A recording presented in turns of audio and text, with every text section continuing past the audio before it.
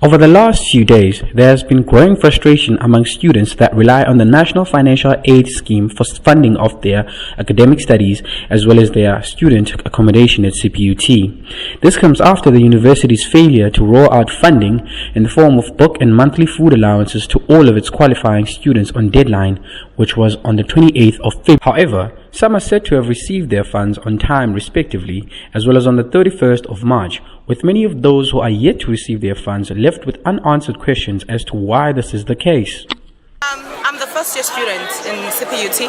I haven't got my money yet, and next week we're starting to write exams like tests. We don't even have textbooks or anything. We have not been funded, so we just wanted to know what's going on. In light of this, the university's governing body for student representatives, the EFF Students Command, has decided to convene a mass meeting at the auditorium to address the students who demand answers regarding the matter, further stating that the delay in receiving their funding has had a highly negative impact in their ability to prepare for the upcoming exam period, as well as their ability to provide for themselves. As students began to arrive in their numbers, the broad outlook of the prevailing problem had become abundantly clear to the many who were in attendance. And despite being invited to participate in engaging the students on the matter, CPUT officials who administer funding on behalf of the National Financial Aid Scheme were not present at the gathering. And despite being tasked with having to give further explanations on their own to students, some of the members of the Student Representative Committee, including the SRC chairperson, were said to have been at CPUT's Belleville campus to engage management on the matter.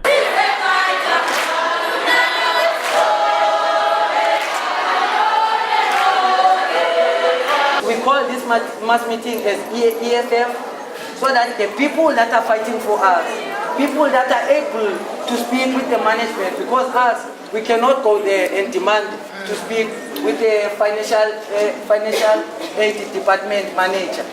SRC can do that because we are the one who voted them into power, so they must advocate for us.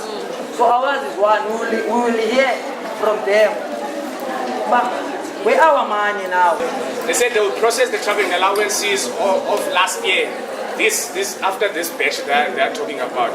They are going to process these batches they are talking about and then process for the traveling allowances, and all those students who did not receive their allowances, they will process after this first batch at the lower.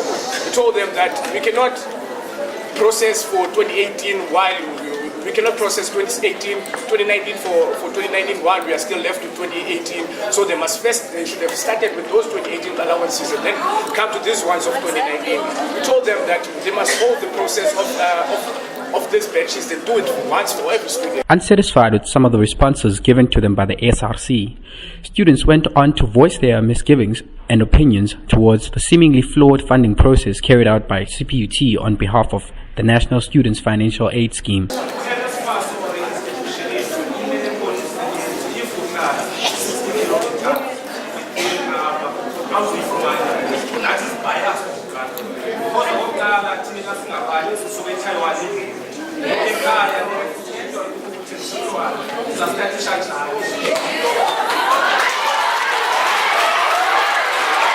Furthermore, the leadership of the Student Representative Committee went on to elaborate on the main causes behind the issue, as well as how the university intends to remedy the problem. Well, actually, the issue was not NSFAS per se.